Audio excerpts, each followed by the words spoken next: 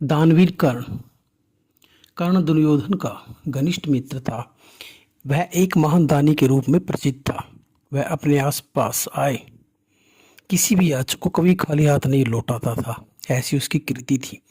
वह प्रतिदिन सुबह स्नान के लिए नदी पर जाता था, जल में उतरकर सूर्य को अर्घ्य देता और स्नान के उपरांत जो भी याचक उसके पास आता उसे वह मुंह मांगी वस्तु प्रदान करता था। एक बार भगवान श्री कृष्ण तथा अर्जुन बैठे वार्तालाप कर रहे थे। बातों बातों में कर्ण की दानवीरता का विषय आ गया। श्री कृष्ण ने कर्ण की दानवीरता की प्रशंसा की। श्री कृष्ण बोले, कर्ण जितना उदार व्यक्ति अन्य कोई नहीं है। इस पर अर्जुन को थोड़ा आश्चर्य हुआ। अर्जुन बोला, श्री कृष्ण, धर्मराज भी दानवीर है, तब सर्वाधिक दानवीर कौन है? इस पर उनकी चर्चा आरंभ हो गई। श्री कृष्ण बोले, ठीक है, कल ही हम धर्मराज और कर्ण दोनों के पास जाकर इसकी परीक्षा लेंगे। वर्षा के दिन थे। अगले दिन सूरज निकलते ही श्री कृष्ण तथा अर्जुन धर्मराज के पास गए।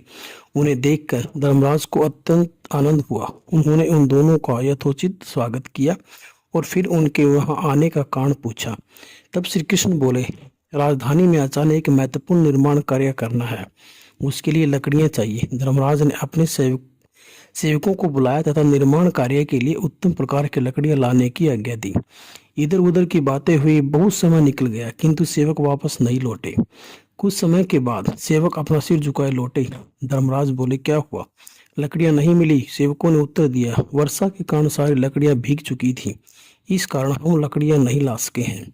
हार कर धर्मराज ने अर्जुन तथा श्री कृष्ण को लकड़ियां न मिलने का कारण बताया। श्री कृष्ण तथा अर्जुन लौट गए। इसके बाद वे कर्ण के पास गए। कर्ण ने उन्हें आदरपूर्वक आसन ग्रहण करने को कहा और उनका कुशल क्षेम पूछा। इस पर अर्जुन ने लकड़ियों की अचानक आवश्यकता आन पड़ने के बारे में बताया। कर्ण बोला, इतना ही नहीं है तो इसमें इतनी चिंता करने की कोई बात नहीं है। ऐसा कहकर उसने अपने सेवकों को लकड़ियां लाने भेजा।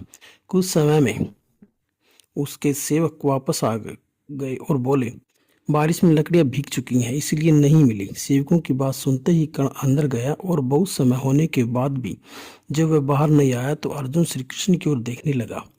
श्री कृष्ण उसे साथ लेकर कर्ण के भवन में गए। तब क्या देखते हैं कि कर्ण अपने पलंग के पाए काट रहा था और उसने आसपास भी अन्य लकड़ी का अन्य सामान तोड़कर रख रखा था।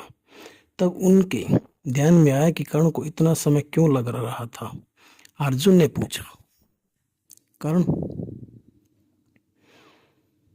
इतनी सी बात के लिए तुमने चंदन का कलात्मक लकड़ी का पलंग क्यों तोड़ डाला? इस पर कर्ण बोला, ये वस्तुएं पुनः बनाई जा सकती हैं, परंतु जब किसी को कुछ देने का समय आए और हम वह क्षण गंवा दें, इसके समान दुख कौन सा होगा?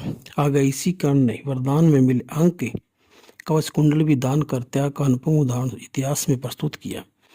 बाल मित्रों, दानवीर कर्ण की कथा हमने देखी। हमें अपनी छोटी सी वस्तु भी देने की इच्छा नहीं होती, जबकि कर्ण ने तो वरदान में मिले अंग के कवच कुंडल भी दान कर दिए। तो कहानी कैसी लगी दोस्तों? प्लीज़ मेरे चैनल को लाइक, शेयर और सब्सक्राइब जरूर कीजिए। धन्यवाद।